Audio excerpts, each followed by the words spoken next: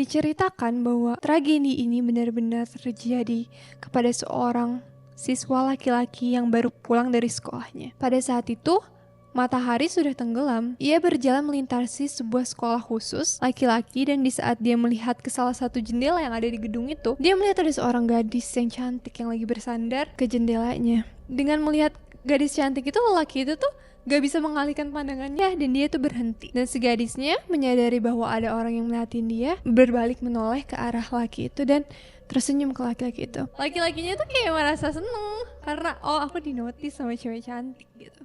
Setelah itu dia balik lagi dan dia berjalan pulang. Tetapi gak lama dari situ tiba-tiba dia mendengar suara kaca yang pecah.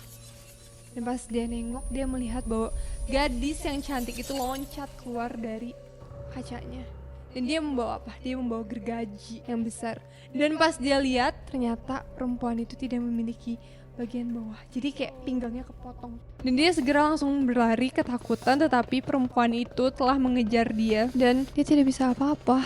Akhirnya si gadis itu, yaitu hantunya, memotong bagian dia menjadi dua.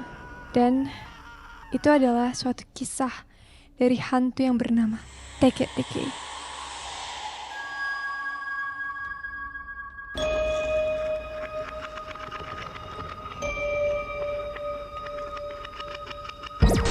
Konten dalam podcast ini mengandung tema-tema yang berpotensi memicu ketidaknyamanan, seperti deskripsi grafis tentang tindakan kekerasan, pembunuhan, kematian, trauma, mental illness, ritual, sihir, dan hal-hal supernatural lainnya seperti hantu. Jika kalian merasa sensitif dengan topik-topik ini, disarankan untuk melanjutkan dengan hati-hati atau mempertimbangkan untuk melanjutkannya atau tidak. Turn down the lights, snuggle up tight, and get ready for another Talk Tales. Siapa bilang sih kalau urban legend, mitos, dan cerita rakyat tidak memiliki basis fakta? Bagaimana kalau hal-hal yang selama ini kita anggap tidak nyata malah benar-benar ada kenyataannya di dunia ini? Selamat datang di Talk Tales, di mana kita akan membagikan kisah legenda yang bertemu dengan realita dan juga mitos yang tidak selalu hanya cerita. Nama aku Diski dan aku bersama dengan I'm Afrina. Di episode kali ini aku akan membahas suatu urban legend yang terkenal dari Jepang bernama Teke-Teke. Apakah kalian pernah mendengar suara Teke-Teke? Suaranya itu seperti ini. Kalian pernah nggak ngedengar suara itu? No. Ya. Bersyukurlah karena selama ini kamu dilindungi dari bahaya. Karena suara itu adalah yokai. Yokai itu hantu balas dendam yang kejam. Yang kenapa dia membuat suara itu? Karena dia kan gak punya kaki ya. Jadi dia tuh menyeret badannya dengan tangan dan sikunya. Dan dia berjalan dengan sangat cepat. Bukan berjalan sih, kayak ngesot gitu, menarik badannya. Dulunya sosok ini tuh bukan suatu hantu, tetapi dia hanya seorang manusia biasa, namun meninggal karena kecelakaan setelah dirinya dilindas oleh kereta yang membagi badannya menjadi dua. Bagian atas terpisah dengan bagian bawahnya. Yang menyeramkan dari sosok ini adalah dia membawa-bawa gergaji atau sabit untuk memotong badan dari korbannya. Ada banyak versi dari kisah Teke-Teke. Ada cerita yang bilang kalau dia itu adalah gadis cantik yang pemalu dan pendiam, yang membuat dia itu dibully oleh murid-murid sekolahnya karena mereka tuh iri sama dia. Dan suatu hari ketika dia sedang pulang sekolah di stasiun kereta, dia lagi berdiri di platform yang bawahnya ada rel kereta itu, teman-temannya itu usil mendorong dia ke bawah dan mereka tidak menyangka bahwa sebentar lagi pada saat itu, tepat sekali setelah gadis ini jatuh ke bawah, ada kereta yang melintas dan akhirnya menabrak badan perempuan itu. Dan bukan cuma dari situ aja, parahnya lagi, walaupun dia terpotong, terlindas, dia tuh tidak langsung mati. Dia tuh berdarah-darah, dia mengalami rasa sakit yang dahsyat. Jadi dia tuh kayak tersiksa dulu gitu loh sebelum dia meninggal. Dia masih bisa berteriak minta tolong dan merangkak dengan tangan dan sikunya. Kemalangan nasib gadis ini membuat dia membalaskan dendamnya ke orang-orang karena dia ingin penderitaan yang dia rasakan dirasakan oleh mereka semua dan orang-orang lain yang sebenarnya tidak bersalah. Namun dia juga merasa dendam karena pada saat itu walaupun dia berteriak-teriak minta tolong, tidak ada orang yang menolongnya dia. Tapi ada versi-versi lainnya juga yang berhubungan dengan sebuah lagu anak-anak di Jepang. Sebelumnya kita tuh pernah kan ngebahas lagu Kagome di channel YouTube, dan juga di situ kita membahas Gusi Gender. Nah, lagi-lagi ini nursery rhyme. Aku bingung deh kenapa banyak banget hidden meaning, misteri, dan kekelaman di balik lagu-lagu yang dinyanyiin oleh anak-anak. It's so weird. Nah, lagu ini kalau dinyanyikan kedengeran catchy dan lucu banget, tapi di liriknya tuh ada 3 bait lirik dan sebenarnya ada lirik bait keempat di sana yang katanya lirik itu sebenarnya kutuk. Angka 4 di Jepang itu kan se, dan se-nya juga kadang-kadang dipronounce sebagai kematian, yang membuat angka 4 itu tuh buruk maknanya dan dipercaya bahwa itu adalah angka yang sial. Begitu juga dengan di Cina, mereka percaya bahwa angka 4 tuh membawa hal-hal buruk seperti itu. Nah, katanya kalau kita menyanyikan lirik bait keempat itu, kita tuh nyawanya akan terancam.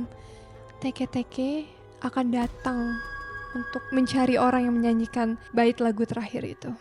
Arti lagunya itu sangat seram. Tapi sebelumnya kita bahas dulu arti dari 3 bait pertama lagunya itu. Artinya itu seperti ini. Anak itu Sachan yang bernama aslinya Sachiko. Ia menyebut dirinya Sachan karena dia begitu mungil atau kecil. Aku merasa aneh dengan Sachan. Bait yang kedua, Sachan sangat suka pisang, tetapi ia hanya bisa menghabiskannya setengah karena dia begitu mungil. Aku merasa kasihan pada Sachan. Yang ketiga, Sachan, apa dia benar-benar pergi jauh? Tapi dia akan melupakanku karena dia begitu mungil. Aku merasa sedih tanpa Sachan. Dan untuk 3 bait di atas, aku rasa kayak biasa-biasa aja ya, walaupun kayak meaningnya tuh agak gimana gitu. Nah, di meaning yang keempat lah, dimana artinya itu adalah Sachan, sebuah kereta membuatnya kehilangan kakinya, tapi dia kembali karena dia menginginkan untuk mengambil kakimu. Aku akan menemuimu malam ini, Sachan. Oh my god, that's so I creepy. know, right? Menurut artikel yang aku baca, lagu ini tuh dibuat oleh seorang laki-laki bernama Sakata Hiro pada tahun 1959. Dia adalah seorang pria dari Osaka yang merupakan penulis buku anak-anak yang terkenal. Di dalam sebuah interview dengan majalah sastra Shunkan Bunshun, ia mengatakan bahwa tokoh TV dan teman masa kecilnya yang bernama Agawa Sawako adalah inspirasi untuk liriknya. Tetapi tidak lama dari interview itu, tiba-tiba dia menarik ulang perkataannya dan dia bilang kalau asal mula lagu ini tuh berbeda. Dia bilang katanya Sachan sebenarnya adalah murid pindahan dari waktu dia masih di taman kanak-kanak, di mana waktu itu dia sekolah di Minami Osaka Yochien, yaitu di taman kanak-kanak Osaka Selatan. Di situ dia bertemu dengan gadis bernama Sachiko Kikuta yang dipanggil Sachan. Namun Sachan pindah, yang di liriknya itu bisa dilihat dengan perkataan pergi jauh pada bait ketiga. Tetapi sebenarnya pergi jauh Sachan ini bukan karena dia pindah ke tempat yang berbeda, yang jauh, namun pergi ke tempat yang kita manusia yang masih hidup tidak bisa mendatanginya. Di akhir lagu, dia pergi jauh. Dari bahasa Torianse, bahwa pergi adalah homonim untuk kata meninggal. Kehilangan teman kecilnya itu di usia mereka yang masih muda membuat Sakata Hiro membuat lagu untuk mengenang temannya. Yang sayangnya hidupnya berakhir tanpa dia pernah bisa menginjak usia dewasa. Karena anak itu mengidap penyakit semenjak dia kecil. Yang bisa kita dengar dari bait kedua lagu yang mengungkapkan bahwa makanan kesukaannya Sachan itu pisang. Tetapi dia gak bisa memakan sampai setengahnya karena badannya yang lemah dan imun tubuhnya yang tidak baik membuat Sachan akan muntah apabila memakan pisang kebanyakan, atau kayak satu pisang pun dia gak bisa. Ada lirik yang mengatakan, saya merasa kasihan pada Sachan, saya merasa sedih tanpa Sachan.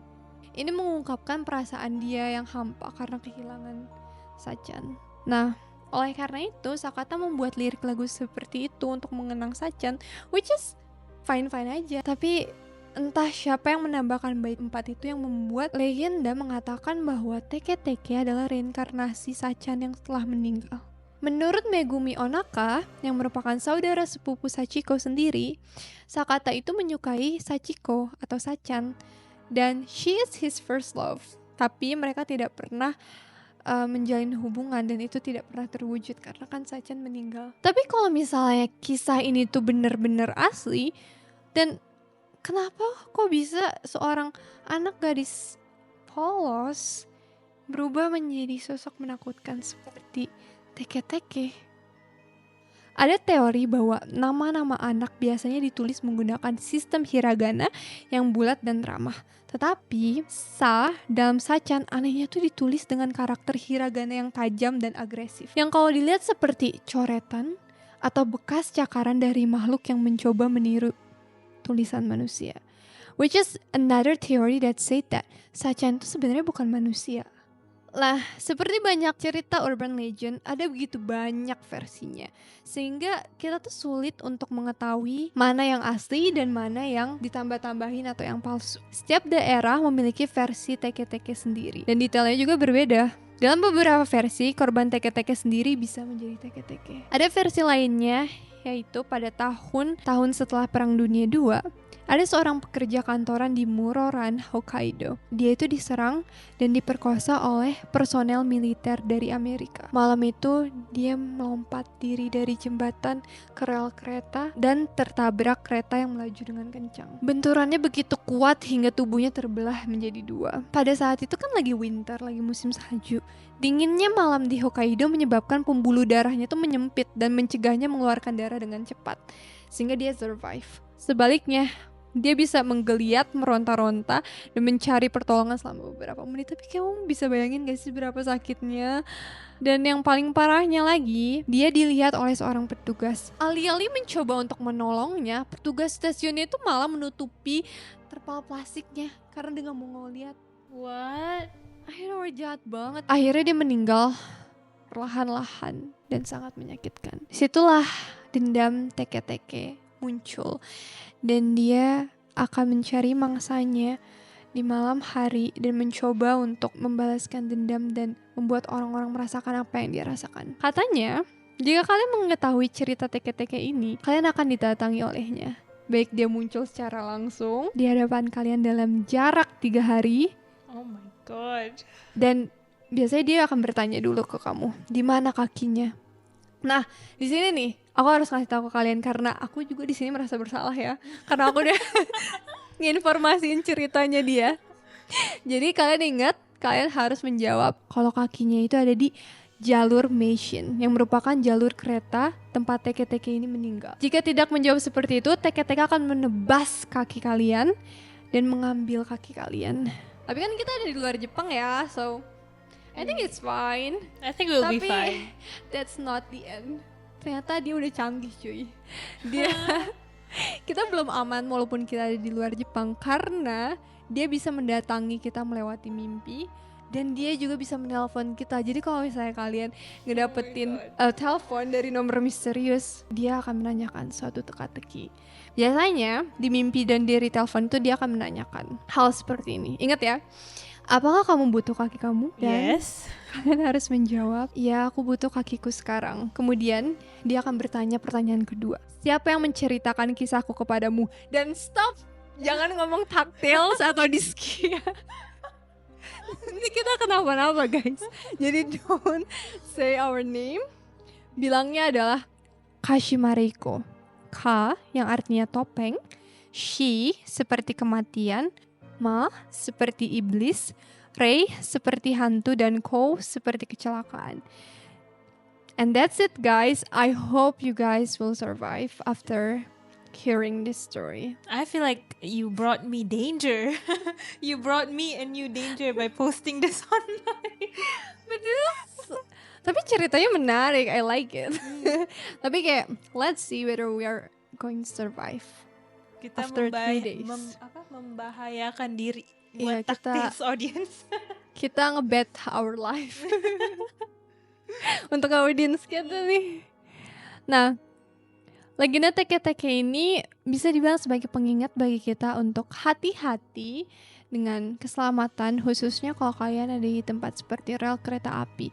Nih ya, kalian yang suka tiba-tiba menerobos kalau misalnya rel kereta apinya udah kasih pertanda kalau ada kereta yang mau melaju, itu jangan diterobos aja. Ya udah, kalian pada Ya udah tunggu aja. tunggu aja walaupun lama, karena kalian itu bahaya banget. Dan kisah teke-teke merupakan peringatan yang harus kita ingat demi keselamatan kita, agar kita tidak seperti teke-teke. Masa nanti ada teke-teke versi Indonesia atau teke-teke versi Malaysia? It's so scary to think about. And that's it guys, I hope you like this video. And 3 hari lagi kalau misalnya kalian masih ada di dunia ini, tolong komen di YouTube kita atau di podcast kita ya. Balik lagi ke video ini terus komen. Iya. Oke deh, bye. Bye-bye. Makasih.